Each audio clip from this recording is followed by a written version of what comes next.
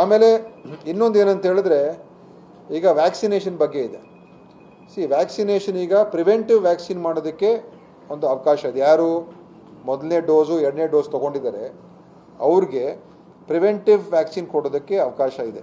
So ಅದು ನಾವು ಒಂದು 30,000 ವ್ಯಾಕ್ಸಿನ್ಸನ್ನು ಈಗ ನಾವು ಕೇಂದ್ರ ಸರ್ಕಾರದಿಂದ ತೊಗೊಳೋದಕ್ಕೆ ನಾವು ಹೇಳಿದ್ದೀವಿ. ಅದು ತೊಗೊಂಡು ಯಾರ್ಯಾರು ಕೇಳ್ತಾರೆ ನಮಗೆ ವ್ಯಾಕ್ಸಿನ್ ಮಾಡಿಕೊಡಿ, ಎಸ್ಪೆಷಲಿ ಈ ವ್ಯಾಕ್ಸಿನ್ ಯಾರಿಗಂತ ಹೇಳಿದ್ರೆ ಯಾರಿಗೆ ಅದೇ ಪ್ರಿಕಾಷನರಿ ವ್ಯಾಕ್ಸಿನ್, ಯಾರಿಗೆ ಹೆಚ್ಚು ಕೋಮಾರ್ಬಿಡಿಟೀಸ್ ಇದೆ, ಯಾರು ಇಮ್ಯುನೋ ಸಪ್ರೆಸೆಂಟ್ಸಲ್ಲಿ ಅವರು ಅದನ್ನು ಉಪಯೋಗ ಮಾಡ್ತಾ ಇದ್ದಾರೆ, ಯಾರಿಗೆ ವಯಸ್ಸಾಗಿದೆ ಅಂಥವ್ರಿಗೆ ಆದ್ಯತೆ ಮೇಲೆ ಈ ಒಂದು ಪ್ರಿಕಾಷನರಿ ವ್ಯಾಕ್ಸಿನ್ ಕೊಡೋದಕ್ಕೂ ಕೂಡ ನಾವು ತೀರ್ಮಾನ ಮಾಡಿದ್ದೀವಿ. ಅದನ್ನು ಕೂಡ ನಾವು ತಗೊಳ್ತಾ ಇದ್ದೀವಿ. ಬೂಸ್ಟರ್ ಡೋಸ್ ಯಾರು ತಗೊಂಡಿಲ್ಲ ಅವರು ಈ ಪ್ರಿಕಾಷನರಿ ವ್ಯಾಕ್ಸಿನ್ ತಗೊಂಡ್ರೆ ಅವ್ರಿಗೆ ಸ್ವಲ್ಪ ರೆಸಿಸ್ಟೆನ್ಸ್ ಪವರ್ ಜಾಸ್ತಿ ಆಗ್ತದೆ ಪ್ರೊಟೆಕ್ಷನ್ಗೆ.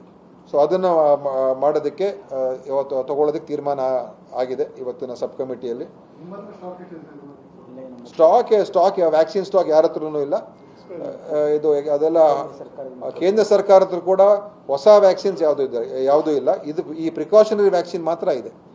ಸೊ ಹೊಸ ವ್ಯಾಕ್ಸಿನ್ನು, ನ್ಯೂ ವ್ಯಾಕ್ಸಿನ್ಸು ಯಾರಿಗೆ ಈಗ ಈ ಕೋವ್ಯಾಕ್ಸಿನ್ನು ಮತ್ತು ಕೋವಿಶೀಲ್ಡ್ ಇದೆ, ಅದು ಎಲ್ಲೂ ಅವೈಲೇಬಿಲಿಟಿ ಇಲ್ಲ. ಸೊ ನಾವು ಗೌರ್ಮೆಂಟ್ ಆಫ್ ಇಂಡಿಯಾಗೆ ಬರೀತಾ ಇದ್ದೀವಿ.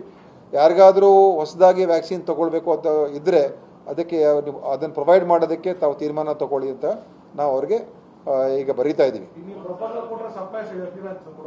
ಅದು ನನಗೆ ಗೊತ್ತಿಲ್ಲ, ಅದು ಅವರು ಅಲ್ಲಿ ಮಾತಾಡಬೇಕಾಗ್ತದೆ ಅಲ್ಲಿ. ಯಾಕಂದರೆ ಇದು ಮ್ಯಾನುಫ್ಯಾಕ್ಚರ್ ಮಾಡೋರು ಭಾಳ ಕಮ್ಮಿ ಜನ ಇರೋದು. ಸೀರಮ್ ಇನ್ಸ್ಟಿಟ್ಯೂಟು ಒಂದೆರಡು ಇದ್ದಾರೆ, ಹೈದರಾಬಾದಲ್ಲಿ ಒಂದಿದೆ.